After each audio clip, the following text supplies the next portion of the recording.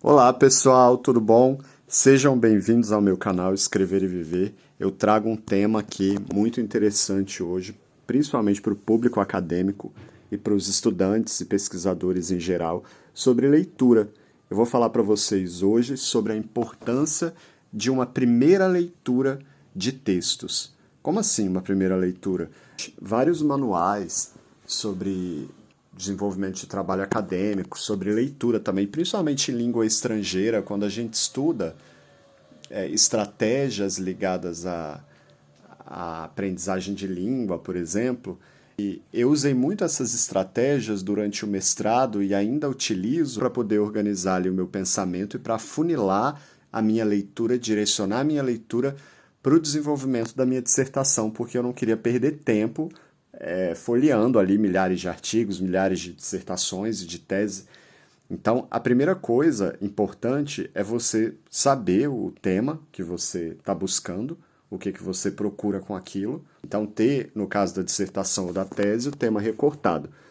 Depois disso, você tem que fazer uma análise dos materiais que são pertinentes ao que você procura. Essa análise é anterior a essa leitura prévia, é uma coisa bem mais simplista, que você consegue identificar pelo título, pelas palavras-chave do artigo. Existem dados, metadados, que a gente chama, na pesquisa, para poder segmentar a pesquisa para facilitar a vida do pesquisador, por exemplo. E se você não é pesquisador e quer usar essas estratégias para ler com maior facilidade e de maneira mais organizada, você pode, por exemplo, olhar o sumário da obra, das obras que você tem, que você elencou ali, o próprio título. Quando você vai buscar uma obra, né, gente, os bancos de dados de busca de bibliotecas ali, você tem que colocar a palavra-chave. E a palavra-chave ali tem que ter relação com a essência, o suprassumo do que você busca. Porque como você não tem toda a profundidade ali do material que vai ser lido, pode ser que você encontre, simplesmente colocando palavras ali, sem um critério, sem categoria, que você encontre termos, quaisquer termos, né? E aí isso pode não ser interessante para a sua pesquisa. Então, delimitou ali os títulos, aliás, as obras, o que vai ser consultado, é hora da gente adentrar, então, nessa preparação para a leitura ou primeira leitura. Essa primeira leitura, gente, ela é uma leitura que tem que ser atenta, mas a gente não precisa aprofundar demais nesse momento, né? Isso é interessante de pensar porque eu acho que as pessoas não fazem essa segmentação, né? Se eu tivesse utilizado essa técnica durante o período de escola, ixi, eu teria aproveitado muito mais. Porque esse momento que a gente se aproxima das coisas e que a gente se permite se aproximar é um momento que torna muito mais fácil, posteriormente, a leitura. Vocês já fizeram a experiência de assistir a um filme duas vezes, gente? A experiência é completamente diferente se você se preparar. Quero dizer assim, se você ativar os mecanismos de consciência na sua mente para você lidar com aquilo. Isso é muito interessante. Primeira questão, a gente tem que fazer um levantamento dos pontos que geram dúvidas e exigem esclarecimentos para a gente compreender a mensagem do autor. É claro que a gente tem liberdade para transcender ali o que ele diz, mas numa primeira leitura, principalmente para acadêmicos, a gente tem que se ater ao que eles querem dizer. Depois a gente filosofa em outro momento, depois a gente transcende, talvez, se for o caso, mas primeiramente a gente tem que entender o que está sendo dito, porque né, o objetivo, eu acredito, principal é esse ali. É recomendável também que pesquisar um pouco sobre o autor do texto, basicamente, saber quem é essa pessoa. Por exemplo, você está pesquisando, abriu um material da área de linguística. Quem que é aquele autor? É um autor clássico dentro da linguística? É um autor contemporâneo? Ou da economia, ou seja lá de qualquer área? Né? E se você tiver, de repente, se você fizer uma pesquisa básica dele ali, essa pesquisa já vai te dar insights para você se preparar para o que vem ali, porque pode ser que aquele autor tenha escrito em determinados períodos históricos ou ao longo da sua vida obras com ideias similares, né? E aí você sabendo esse contexto e que esse autor ele está naquela perspectiva, você vai entender um pouco melhor, porque o conhecimento não vem assim, a gente por osmose, né, gente? A gente lê ali e pronto, não. Por exemplo, eu sei na linguística, na minha área de pesquisa, que existem pesquisadores com posicionamento mais social, mais ligados à sociolinguística, alguns outros pesquisadores com outros tipos de posicionamento. Por exemplo, eu sei um pouco do que o Chomsky, lá da gerativa, na linguística, na minha área, o que ele propõe numa perspectiva de língua. E eu sei o que esperar, por exemplo, lá do Labov, também numa perspectiva mais social. Às vezes eu posso até casar os dois, assim, as ideias dos dois, mas eu não vou. Mas eu sei o contexto ali histórico que eles se inserem e a perspectiva daquilo para a linguística, por exemplo. Um outro ponto, aí pensa isso para a sua área. Eu estou aqui falando da minha área porque é a minha área, mas pensa para a sua. Né? As coisas têm camadas muito mais profundas do que simplesmente parecem. E se você não despertar a sua consciência para isso, você vai ficar num nível muito superficial como leitor, não só de livros do mundo. Né, a leitura está muito além aí de uma relação monoverbal, de só abrir um material, de você ler a vida, de você ler o mundo, de você ler a si mesmo, o outro. Essa primeira leitura, gente, você também tem que identificar o vocabulário específico do texto ali, conceitos chaves. E eles podem ser claros num primeiro olhar. Né? Você pode também anotar esses termos para você se preparar para essa leitura. Né? Organizar em forma de esquema ali, pegar uma folha, mesmo que você jogue fora depois, para treinar o seu raciocínio, a sua memória também. E buscar definições, gente, para evitar ambiguidades e garantir a compreensão ali precisa, ligadas a esses termos específicos.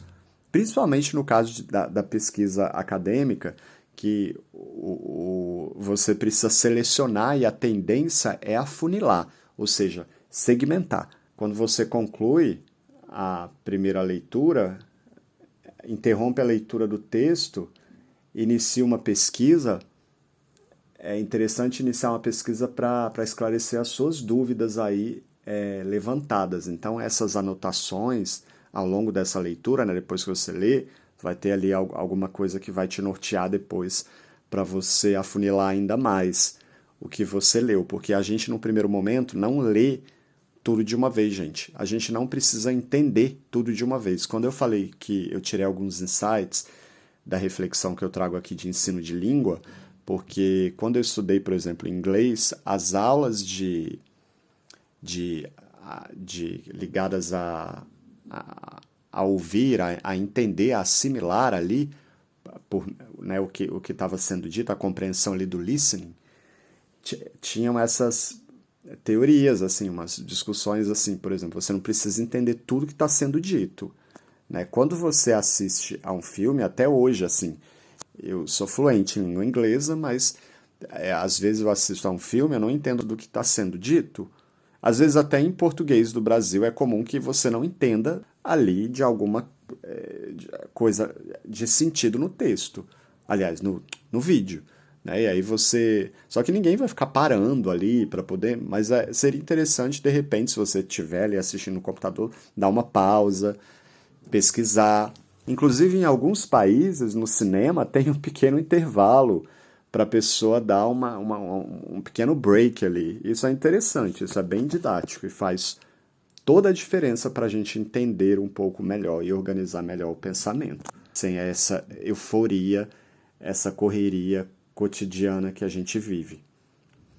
Essa abordagem, gente, prévia da leitura, ela tem várias vantagens e permite o estudo deixar o estudo mais dinâmico, né, enriquecedor e auxiliar a compreensão do que está sendo dito, que é a maior dificuldade, a gente não ficar ali só viajando nas nossas ideias, no que a gente tem ali construído, principalmente quando é um assunto complexo que a gente não tem muita familiaridade, né, que a gente não vai resgatar ali facilmente na nossa mente. Hoje eu tenho habilidade com tantos assuntos, porque eu já revisei tantos textos de tantas áreas, que às vezes eu posso fazer até uma leitura muito mais rápida e fluida, porque eu já tenho os ganchos de conhecimento, mas à medida que você é iniciante, né, esse movimento vai ser um pouco mais demorado, e isso é natural, porque você às vezes ali não vai ter os ganchos necessários para entender algumas coisas. Se você, por exemplo, tiver um material em PDF, você puder deixar comentários, você pode colocar esses comentários já com esses insights que você teve anteriormente, para quando você futuramente voltar ao material e fazer um outro tipo de leitura, você já ter essas referências. Se for um material impresso, você pode deixar aqueles bloquinhos de texto ali coloridos com esses insights para te nortear futuramente. Isso é fundamental para a gente organizar o nosso pensamento. Então, verificar o vocabulário. Às vezes, a gente pode ter alguma questão ali de... se você já bate assim, já vê no texto ali, tem algum conceito que você achou ambíguo em relação a alguma outra coisa que você já leu na sua cabeça, do que você tem ali na sua cabeça, você pode tentar eliminar essas ambiguidades para depois você conseguir prosseguir com a leitura, né? Então, identificar ali termos muito complexos para você. Isso dá para tirar já pelo título, subtítulos, né? Então, folhear ali o sumário, se for um livro, né? Se for um artigo, olhar o resumo e as palavras-chave, ou se for uma dissertação, uma tese. Você pode, depois desses elementos levantados, né, carentes de esclarecimentos para você, você pode interromper esse processo e fazer uma pesquisa, né, no sentido de buscar essas informações em dicionários, textos de história, manuais didáticos, monografias especializadas ou teses, dissertações sobre aquilo. Você pode olhar no Google ali, Academics também, por exemplo, e fazer anotações, né, para você diversificar as atividades no seu estudo também, para a leitura não ficar ali só nessa direção, né, como se fosse uma coisa assim, eu li, não é assim, gente. O texto ali não está pronto, o autor não necessariamente escreveu para você, não é um texto personalizado para você.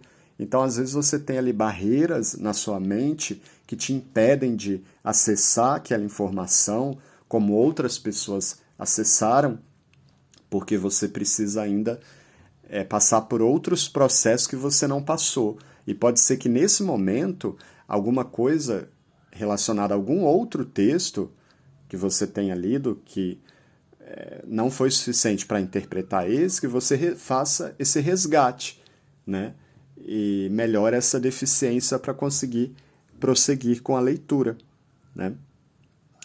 Você pode encerrar essa leitura com o esquema do texto, com termos específicos, né? Para você ter uma visão do conjunto, mesmo que você jogue fora depois esse papel.